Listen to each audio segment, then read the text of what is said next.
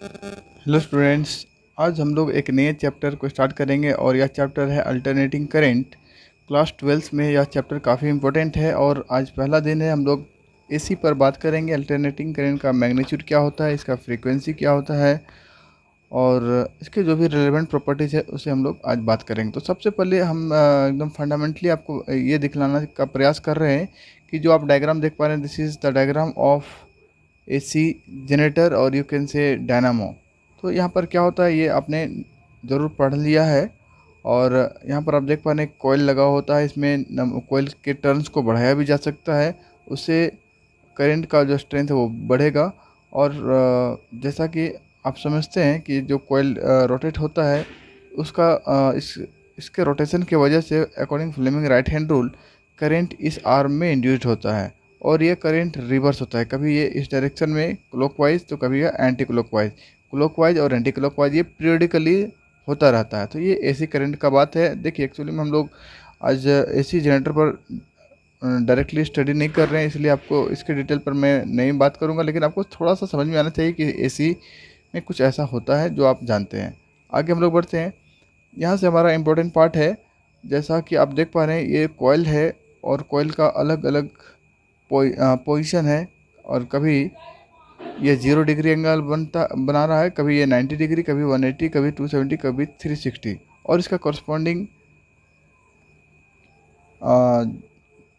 Graph जो हमारा बन रहा है between induced voltage and the angle of rotation, इनके बीच का जो ग्राफ है वो आपको साइनसोइडल मिल रहा है। समझना है कि ये ग्राफ कैसे बना है। और हम लोग देख पा रहे हैं कि देखिए ये जो कॉइल है, इस कॉइल का जो प्लेन है और ये जो मैग्नेटिक फील्ड लाइन्स है वह नॉर्थ से लेकर के साउथ की तरफ बढ़ा है। ध्यान देना है कि यहाँ पर एंगल 0 डिग्री कैसे हुआ। आपको लग रहा होगा कि शायद ये 90 डिग्री है, ऐसा नहीं है। देखिए कोई भी जो एरिया होता है उस एरिया का जो डायरेक्शन होता है वह उस प्लेन पर परपेंडिकुलर होता है। ये आपको समझ में आना चाहिए। जैसे अगर आपको मैं यहाँ समझाऊँ तो यहाँ पर जो डायरेक्शन है इस एरिया का, वह डायरेक्शन यहाँ से ऊपर की तरफ होगा, इस वाले प्लेन से कुछ ऊपर की तरफ जाएगा। तो आप समझ पा रहे हैं कि जो लाइन ऊपर की तरफ जा रहा है उसके साथ यह एंगल 90 बन रहा है और ये वाले का जो परपेंडिकुलर लाइन होगा वह इसी लाइन में होगा और यहाँ पर 0 डिग्री होगा। उसी तरह से अल्टरनेटली यह चेंज होगा एंगल 180, 270, 360। और हम इसके कॉरस्पॉन्डिंग ग्राफ को भी स्टडी करेंगे ईएमएफ का। और ईएमएफ का जो फॉर्मूला है E equal to E naught sine omega T, वह साइन के एंगल पर डिपेंड करता है। और वह एंगल जब जीरो होगा तो sine zero that is zero, EMF zero होगा when sine the angle of omega T that is the angle. अगर वह 90 है इसका मतलब वह 1 होता है। Then E equal to E naught. अभी हम लोग जो ई इक्वल टू ये जो आपको एक्सप्रेशन मैं आपको बता रहा हूँ E equal to E naught sine omega T, ये कहाँ से आया है कैसे आया है ये मैं आपको समझाऊंगा।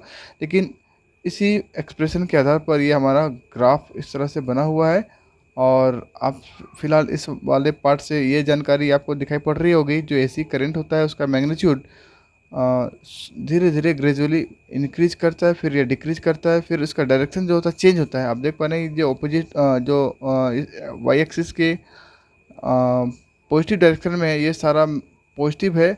और जैसे आप नीचे पहुंच जाएंगे तो नीचे जाने का मतलब जैसे आप समझते हैं नीचे नेगेटिव होता है, ये वाला पार्ट आपका नेगेटिव डायरेक्शन को इंडिकेट करता है। साथ साथ मैग्नीट्यूड ग्रेजुअली इंक्रीज किया है फिर डिक्रीज किया है। तो हम लोग यहाँ पर दो बातें समझ पा रहे हैं।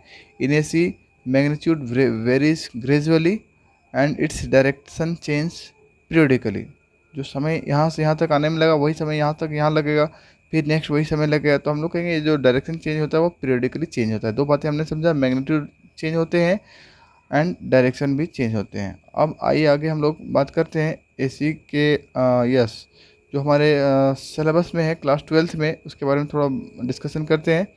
So what is alternating current? And alternating current is that current whose magnitude change continuously with time.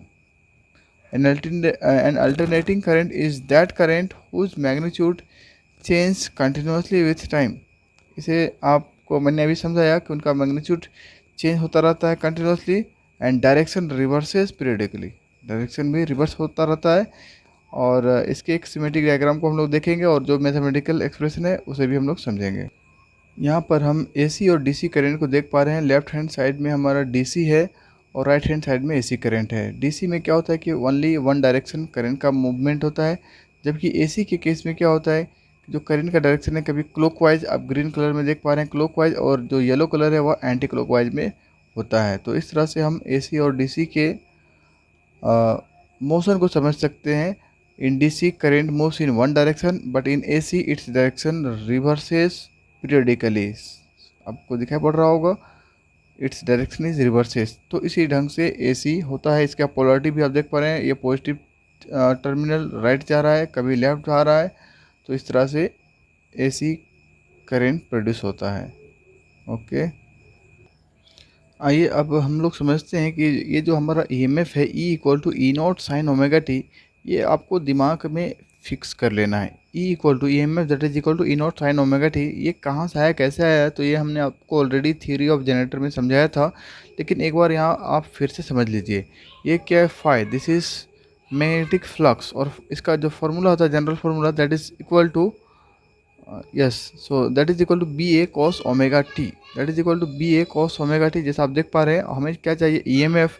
EMF का फॉर्मूला क्या होता है according Faraday's, this is minus D five by D T, और इस फाइव वाले का वैल्यू हम लोग यहाँ से बैठा देंगे B A cos omega T, और आप यहाँ पर जब आप इसे पुट करेंगे तब क्या होगा, ओके राइट, ये फाइव की जगह आपको पुट करना होगा B A cos omega T, और उसका डिफ्रेंसिएशन होगा टाइम के साथ, तो कॉस ओमेगा टी क्या हो जाएगा, माइनस साइन ओमेगा टी, और ये जो नेगेटिव इसे आप बाहर रखिए, और अंदर में आपको मिलेगा माइनस साइन ओमेगा टी, और ओमेगा के ये जो टाइम है उसके साथ ओमेगा का, ओमेगा जो कोफिशिएंट है वो बाहर निकल जाता है, जैसा डिफ्रेंसिएशन का रूल है। तो ये जो बी ए के साथ एक आपको एक और टर्म मल्टीपल हो गया, that is omega, so this is B A omega sine omega T, and यह माइनस माइनस प्लस हो जाएगा, और आपको मिलेगा B A omega sine omega T.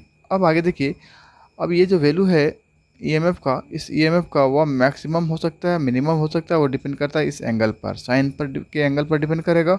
और साइन का एंगल मैक्सिमम तब होता है जब यह 90 डिग्री होता है, दैट इज़ 1। तो suppose omega T is equal to 90 degree, and therefore sin 90 degree that is equal to 1, so therefore EMF is equal to B A omega. ये अब जैसे ये 1 होगा तो जो EMF आप देख पा रहे हैं ये आपका बी ए ओमेगा के बराबर हो जाएगा, और इस वाले वैल्यू को हम लोग कहेंगे ई नॉट। हम सिम्बलाइज कर सकते हैं E naught that is the maximum value of EMF, सबसे ज़्यादा वैल्यू हमारा बी ए ओमेगा ही होगा। और फिर क्या करना है, ये जो इसका जनरल एक फार्मूला है, यस आप देख पा रहे हैं यहाँ पर, ओके यस, इस वाले पार्ट पर आइए। तो यहाँ आप देख पा रहे हैं B A omega sine omega T, ये बी ए ओमेगा की जगह आप क्या लिखेंगे, ई नॉट। तो यह फार्मूला यहाँ से डेवलप हो जाएगा, और ये बन जाएगा E M F E that is equal to E naught. हमने बी ए ओमेगा की जगह लिख दिया ई नॉट, आपने यहाँ देखा है मैक्सिमम के लिए इसे हम लोग ई नॉट लिखते हैं, E naught and sine omega T, जो आप यहाँ पर देख पा रहे हैं। तो आपको याद रखना है कि ये इस ढंग से हमें मिलता है, और हर हाल में ये फॉर्मूला आपको याद होना चाहिए। आज अल्टरनेटिंग करंट का फर्स्ट डे है, और ये आपको हर बार मिलेगा, और आपको बार बार दिमाग में नहीं आना चाहिए कि ये कहाँ से आया। ठीक है, हम लोग आगे बढ़ते हैं। तो हम लोगों ने इस तरह से ईएमएफ का जो वैल्यू है E equal to E naught sine omega T कहाँ से आया ये हमने समझ लिया। अब हमें थोड़ा देखना है, यहाँ पर हमने इस ग्राफ में एक साथ DC current that is direct current और अल्टरनेटिंग करंट को दोनों को दिखलाया है। यहाँ पर आप देख पा रहे हैं जो मैग्नीट्यूड होता है डीसी करंट का वह कांस्टेंट होता है। आप देख पा रहे हैं ये जो डिस्टेंस है कंटिन्यूसली ये सभी जगह टाइम पास होता जा रहा है, लेकिन मैग्नीट्यूड डीसी का सेम है और डायरेक्शन भी सेम है। डायरेक्शन कैसे सेम है, तो ये जो वाई एक्सिस है उसके पॉजिटिव साइड में डीसी करंट पास होता हुआ दिखाई पड़ रहा है, ये कभी भी नीचे नेगेटिव साइड में नहीं पहुंच रहा है। लेकिन जब आप एसी को देख रहे हैं तो ये कुछ देर तक पॉजिटिव डायरेक्शन में है, फिर जैसे नीचे जाता है ये नेगेटिव, क्योंकि ये इसके नीचे का जो पार्ट होता है वो नेगेटिव होता है, फिर इसका डायरेक्शन नेगेटिव हो जा रहा है, फिर पॉजिटिव होगा, फिर नेगेटिव होगा, ऐसे चल रहा है। तो यहाँ पर हम लोग कहेंगे कि डायरेक्शन रिवर्सेस पीरियडिकली, जो समय यहाँ से यहाँ तक आने में लगता है वो समय यहाँ से यहाँ तक आने में लगेगा, फिर इस तरह से कंटिन्यूसली पीरियडिकली इसके डायरेक्शन में चेंज होगा। साथ साथ इसका मैग्नीट्यूड वेरी कर रहा है, जीरो से maximum, maximum to again minimum zero, then reverse, but magnitude increases and decreases. तो इस तरह से हम लोग यहाँ देख पा रहे हैं कि जो मैग्नीट्यूड है एसी का वो चेंज करता है, लेकिन डीसी का मैग्नीट्यूड चेंज नहीं करता है, और इसका डायरेक्शन हमेशा फिक्स रहता है। चलिए, तो यस आगे हम लोग पढ़ते हैं थोड़ा सा। As we know that when coil is rotated in a magnetic field, an alternating EMF is induced in it which is given by relation E equal to E naught sine omega T. ऐसा हमने कहाँ से देखा है, तो आपको या अभी समझ में आ गया, मैंने आपको थोड़ी देर पहले बतलाया। So this is suppose this EMF is applied to a circuit of resistance R, then Ohm's law the current in the circuit will be. अगर आपने इस EMF के अक्रॉस में जैसे आपका बैटरी होता है उसमें वायर लगा देंगे तो क्या होता है, और उसमें एक रेजिस्टेंस लगा है तो क्या होगा। तो आइए हम लोग आगे सीधे इसको इस तरह से लिखेंगे। और ये आपको याद आ रहा होगा, देखिए आपने किरचॉफ्स लॉ पढ़ा है, किरचॉफ्स का लूप रोल। तो वहाँ आप पढ़ते हैं कि जब EMF को एक वायर से कनेक्ट कर करके एक रेजिस्टेंस लगा देते हैं, अगर करंट आई फ्लो हो रहा है, तो वहाँ पर हमने स्टेटमेंट पढ़ा है लूप रूल में, the sum of EMF that is equal to the sum of product of current and its resistance. तो यहाँ पर एक ही EMF है, एक ही रेजिस्टेंस है, और करंट का फ्लो आई है। So EMF that is equal to IR होगा, और यहाँ से हम लोग लिख सकते हैं I equal to EMF by R। और EMF का जैसा हमने बताया ये बार बार आपको मिलेगा पूरे इसी चैप्टर में। तो ये इस E की जगह पर आप लिखेंगे ई नॉट साइन ओमेगा टी। समझ में आ रहा है ये कहाँ से आया है। और जब आप ई नॉट को R से डिवाइड करेंगे तो you will get I naught क्या होगा, तो peak value of current. This is peak value of current. E note क्या है, पीक वैल्यू ऑफ EMF है, तो ये आई नोट पीक वैल्यू होगा। ये आई नोट कैसे आया, जब पोटेंशियल जो आपका EMF मैक्सिमम होगा तो कॉरस्पॉन्डिंग करंट भी मैक्सिमम होगा, और ये रेजिस्टेंस तो आपका कांस्टेंट है। आगे बढ़ते हैं। Thus the current in the circuit varies sinusoidally. Sinusoidally जो मैंने आपको अभी थोड़ी देर पहले ग्राफ दिखलाया था, वह ग्राफ किस तरह से चल रहा था, वो इस तरह से। ये जो ग्राफ होता है साइन का ग्राफ होता है, जिसे हम लोग साइनसॉइडली कहते हैं with time, and is called alternating current. इस करंट को AC करंट कहा जाता है। ओके और यहाँ पर क्या है, where I is instantaneous value that is written at any instant of time t, and I naught क्या है, दिस इज पीक और maximum value of AC, and this I naught is called current amplitude. Maximum value होगा जो current का, that is called current amplitude. तो ये सब बातें को आप समझ रहे हैं। एम्पलीट्यूड क्या होता है, maximum value attend bye alternating current in either direction is called amplitude. आपको मैं एक बार दिखला देता हूँ, आपको जरूर समझ में आ रहा होगा। इस ग्राफ को अगर आप देखिए तो आपको करंट एम्पलीट्यूड यहाँ पर दिखाई पड़ रहा है। सॉरी नहीं समझ दिखाई पड़ा अच्छे से। ये वाला पार्ट को आप विजुलाइज करिए, ये सबसे ज़्यादा डिस्प्लेसमेंट है यहाँ पर, और ये सबसे ज़्यादा डिस्प्लेसमेंट है। So this two values are current amplitude. Okay so next is time period. साथ साथ है time taken to complete, time taken by alternating current to complete one cycle of its variation. फिर से आपको थोड़ा सा डायग्राम में आना होगा। देखिए ये जो साइकिल है यहाँ से स्टार्ट होता है, फिर से वो यहाँ पहुँचता है, ये एक साइकिल है। इस वाले साइकिल को कंप्लीट करने में जो समय लगता है, that time is called time period of AC, and the formula for time period that is equal to angular displacement in a complete cycle divided by angular velocity. जैसा हम लोग समझते हैं टाइम, जब कोई बॉडी एक सर्कुलर सर्कल में rotate कर रहा होता है एंगल सबटेंड करते हुए, तो हमें मालूम है टाइम पीरियड का क्या फॉर्मूला होता है। टाइम का फॉर्मूला क्या होता है, that is equal to displacement by velocity.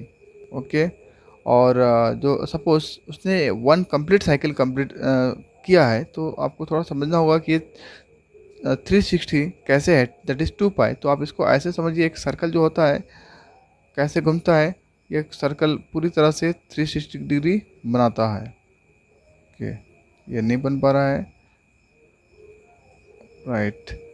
ये आप देख पा रहे हैं, इस या जो सर्कल बना हुआ है, इस यह टोटल 360 डिग्री एंगल बनाता है। और इससे हम लोग काट करके अगर अलग कर दें तो एक पार्ट आप ऊपर ऐसे करके छोड़ दीजिए, और ये इसका ऊपर पार्ट होगा, और जो नीचे घूमने वाला है सर्कल बनने वाला, उसको आप इधर से अलग करके ऐसे करिए। इन दोनों को मिला देंगे, इसको लेफ्ट ला करके, तो ये भी एक सर्कल बन जाएगा ऐसे हो करके। तो आपको समझ में आ गया होगा कि ये जो टोटल एंगल हो रहा है इस पोजीशन में, ये 360 दैट इज इक्वल टू 2 पाई बना रहा है। तो हम लोग क्या करेंगे, जो एंगुलर डिस्प्लेसमेंट है कंप्लीट साइकिल का, उसे हम लोग 2 पाई लिखेंगे, और एंगुलर वेलोसिटी तो ओमेगा होता है, आप समझते हैं। आगे अब हमारा ऑलमोस्ट काम कंप्लीट है। फ्रीक्वेंसी समझते हैं, नंबर ऑफ साइकिल कंप्लीटेड पर सेकेंड। यहाँ पर आपको कोई भी दिक्कत नहीं होगा, यूनिट हर्ट्ज होता है, ये तो ऑलरेडी आप जानते हैं। Frequency that is equal to one by time period, ये ऑलरेडी आपको भी मालूम है। टाइम पीरियड का जो फॉर्मूला होता है, जैसा अभी हमने आपको दिखाया, that is equal to 2 pi by omega. Okay और ये जो हमारा इंड्यूस्ड करंट है, उसका एक्सप्रेशन हमने अभी थोड़ी देर पहले आप देखा, that is equal to I equal to I naught sine omega T. और यहाँ पर इस ओमेगा को आप लिख सकते हैं, क्या लिख सकते हैं ओमेगा को आप, तो सीधे यहाँ से यहाँ को रिलेट करिए, omega is equal to 2 pi into F. तो हमने यहाँ पर लिख दिया 2 pi into F, that is frequency and time T. और आप और भी थोड़ा चेंज कर सकते हैं, इस फ्रीक्वेंसी को 1/t लिख सकते हैं जैसा आप देख पा रहे हैं, या फिर आप सीधे यहाँ पर आइए ओमेगा और इसमें कंपेयर करिए, तो omega that is equal to 2 पाई/t। तो हमने लिख दिया ओमेगा की जगह पर 2 पाई/t, ये वाले ओमेगा की जगह, तो ये वाला एक्सप्रेशन मिला I naught sine 2 pi by T into small T. और अंत में हम लोग बात करेंगे सीधे, और ये मैक्सिमम मिनिमम तो आप समझ रहे हैं। The alternating current supply to our houses has a frequency of 50 CPS और 50 हर्ट्ज। कहने का मतलब है हमारे घरों में जो एसी करंट का सप्लाई होता है उनका फ्रीक्वेंसी 50 हर्ट्ज होता है। इसका मतलब क्या हुआ, तो आप सीधे यहाँ पर आइए, फ्रीक्वेंसी क्या होता है, नंबर ऑफ साइकिल कंप्लीटेड। एक सेकेंड में जो एसी करंट हमारे घर में सप्लाई होती है वह एक सेकेंड में 50 साइकिल कंप्लीट होता है। तो आपको एकदम लग रहा होगा कि ये कितना फास्ट होता है। अगर आप काउंट करिए तो ये अगर 1 होता है, 2, 3 ऐसे कंप्लीट करना होगा, और ये काफ़ी फास्टली 50 साइकिल कंप्लीट होगा कितने समय में, एक सेकेंड में। So it is called 50 hertz. Okay, और एक छोटी सी और जानकारी, as the alternating current is positive in half cycle and equally negative in another half cycle, so its mean value over a complete cycle is 0। आप देख पा रहे हैं कि जो एसी करंट होता है वह हाफ साइकिल पॉजिटिव होता है, और यह पॉजिटिव है, उसके बाद अगला हाफ साइकिल नेगेटिव होता है। और अगर आप इसे जोड़ दें तो ये पॉजिटिव प्लस नेगेटिव, क्योंकि ये जो मैग्नीट्यूड है वह मैग्नीट्यूड ये भी होता है, दोनों इक्वल है लेकिन अपोजिट है, ये पॉजिटिव है और ये नेगेटिव है, जोड़ेंगे तो आपको मिलेगा 0। तो आज के टॉपिक में इतना ही, चलिए थैंक यू फॉर वॉचिंग।